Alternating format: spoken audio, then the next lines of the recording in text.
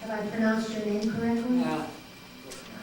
Well, somebody else. But that's all right. Members of the board, thank you for giving me this opportunity. I have a sad story that unfortunately doesn't have a happy ending. Back in September of 2012, I decided to grow my hair to give to the cancer patients. Lots for Love is the program. A year later, in September of 2013, I was diagnosed with stage 4 liver cancer. The prognosis is terminal, and they were treating me with narcotics for pain, and it almost killed me. So I weaned myself off the pain, and my oncologist gave me a medical marijuana prescription, and I was going to use medical marijuana as an appetite stimulant, sleep aid, and pain management. Well, I went to the dispensaries, and I heard the chief Tucson say that this medical marijuana is a hoax. People just want to get high. Well, the hoax is not being perpetrated by the patients. The hoax is being perpetrated by the dispensaries.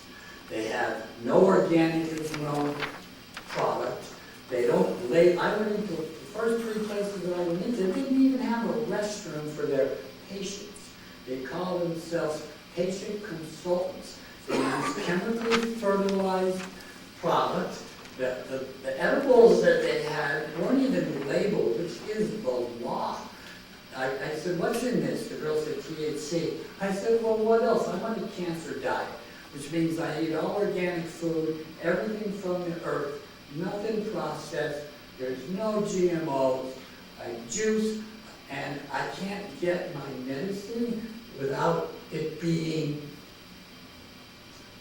chemically fertilized, and they spray with an insecticide to kill the spider mites. I mean, it's totally ridiculous. And when you talk to the people, oh, we're trying to find it, these people were opened up with no oversight from the health department. And this is a health issue.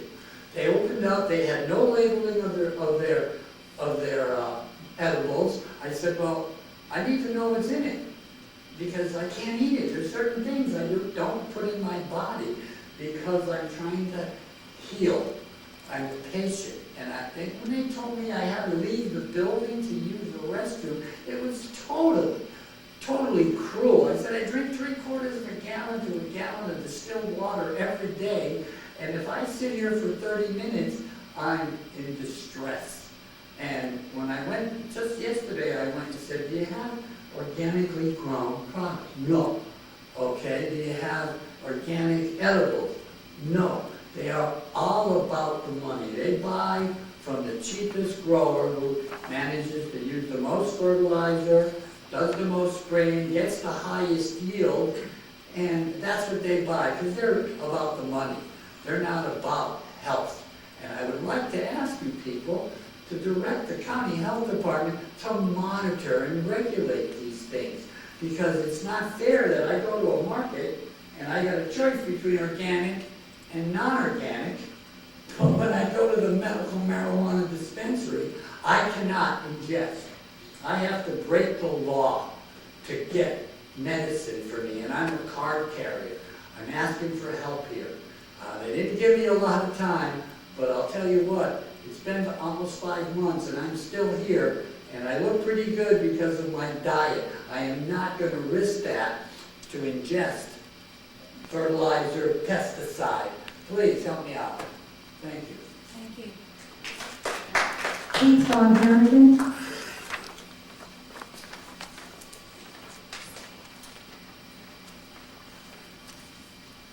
Well, favorite subject. First time I've seen Billy is a friend of mine in months, and he's not lying. Medical marijuana in this state was turned into a business with the word go. It's not what I'm here to talk about. I'm here to talk about Rosemont Mine and how certain government officials think they can make comments in the paper and have no idea what they're talking about except what they've been told. Yes, sir. Talking about you. Been a professional land surveyor for 17 years of my life. I've worked in many mines here, Chicago, Indiana, Michigan. I I've built everything from highways to runways. I've maintained nuclear power plant grid systems. The thing I see is a county government who is opposed to progress. We have some of the worst roads in the country. We have one of the highest poverty rates in the country. We have some of the highest taxes in the country. Doesn't phase any of you. It's not your money. It's the money you're taking. For me, you're robbing Peter to pay Paul. I know you got all your little boards set up to protect you from responsibility. I know that you think you're doing the right thing, but you're not. If you want to live in a society like we do, you need compromise. If we don't, then we can just buy it from somebody else and become their slaves.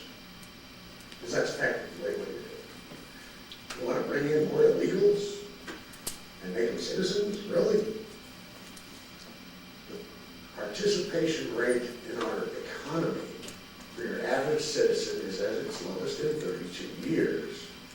That's because of the government, not because of we the people. We have too many issues that the media won't talk about. They already left. You know, they got to film their probably illegally in the stadium, you know, whatever. They don't want to know what's real. You know, you have people saying, "Oh, Obamacare is so great." Really? CBO says it's going to kill 2.5 million jobs. It's already thrown, what, 8 or 10 million of us off our insurance already. That shows you how brilliant our government is. Not. I know you don't like hearing the opposing view, Ray, but you're going to hear it. And it's going to get louder every day because we're right. Our government is killing this country.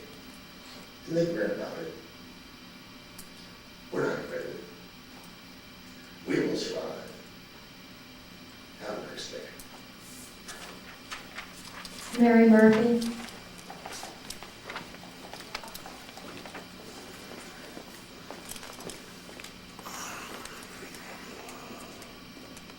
Mary Murphy again.